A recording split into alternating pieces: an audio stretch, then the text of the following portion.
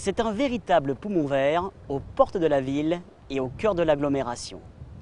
C'est un domaine qui s'étend sur 60 hectares. 30 hectares de terre, 30 hectares de plans d'eau. Voici le parc naturel fluvial Agen-Garonne-Passeline-Pélissier. Découverte.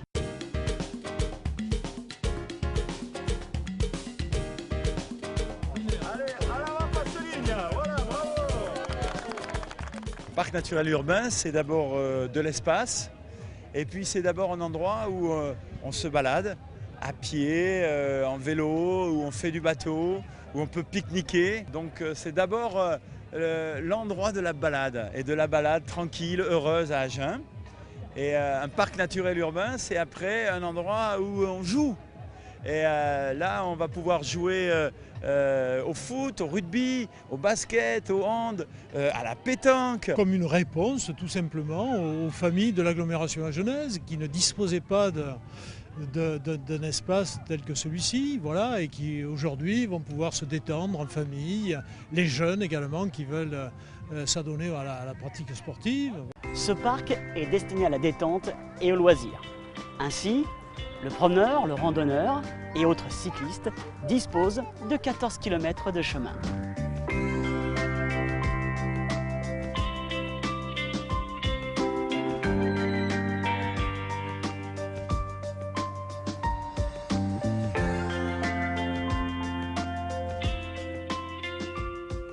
Là aujourd'hui on fait pêcher les enfants à deux techniques, la pêche au cou qui est ici là sans moulinet et donc la pêche au kiver pour pêcher des carpes, plutôt des poissons assez gros.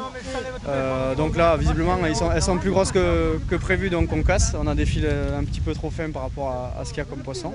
Donc j'arrête pas de remonter là et on essaie de faire pêcher tout le monde, donc rapidement on essaie de remonter les cannes voilà, pour que tout le monde. Mais on a eu beaucoup de résultats là, on a une quinzaine de carpes qui ont été sortis entre 1 et 3 kg. Et après les pêcheurs au flotte tube sont là-bas en train de pêcher des brochets et ensuite au cou on a attrapé je sais pas une centaine ou 150 gardons en pêche au cou. Voilà. On s'amuse bien je trouve. Puis on fait pas souvent de la pêche donc ça permet de découvrir. Qu'est-ce que tu as attrapé? Un poisson, j'en ai chopé 13. Ici aussi, de nombreux équipements sportifs ont été réalisés pour la pratique de différentes disciplines, comme par exemple le basket, le handball, le badminton ou encore le football en famille.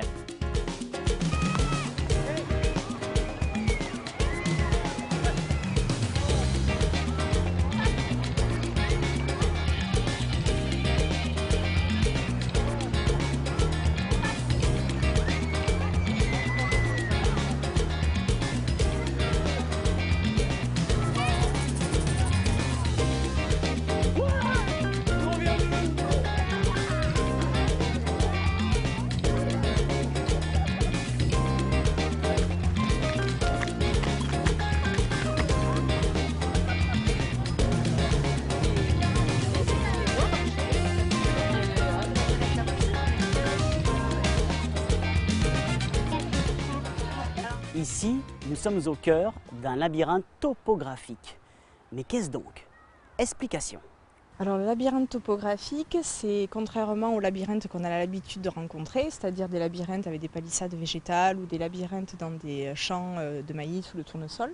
C'est un labyrinthe qui a été créé par des mouvements de terre. C'est un labyrinthe en terre dont tous les espaces vont être végétalisés, soit par des engazonnements, soit par des prairies fleuries. Tout le projet a été conçu avec la volonté assez forte et affichée de le travailler avec en clé de voûte toujours l'excellence environnementale. Et pour tous les points de conception du projet, on s'est toujours posé la question de s'assurer si ce qu'on faisait respectait l'environnement et pouvait même contribuer à le préserver et à le mettre en avant. Et sur l'aspect des sanitaires, le choix a été pris d'installer des toilettes sèches qui est développée par une entreprise qui a déposé un brevet. Ce sont des toilettes à lombricompostage, comparé à ce qu'on a l'habitude de connaître des fois sur les toilettes où on met de la sciure. Là, c'est des lombrics qui font le travail de transformer les déchets en compost directement réutilisable ensuite sur site. On ne va pas travailler ici les espaces avec un entretien jardinier, avec énormément de personnel, avec des pelouses extrêmement soignées. Ce n'est pas du tout l'idée.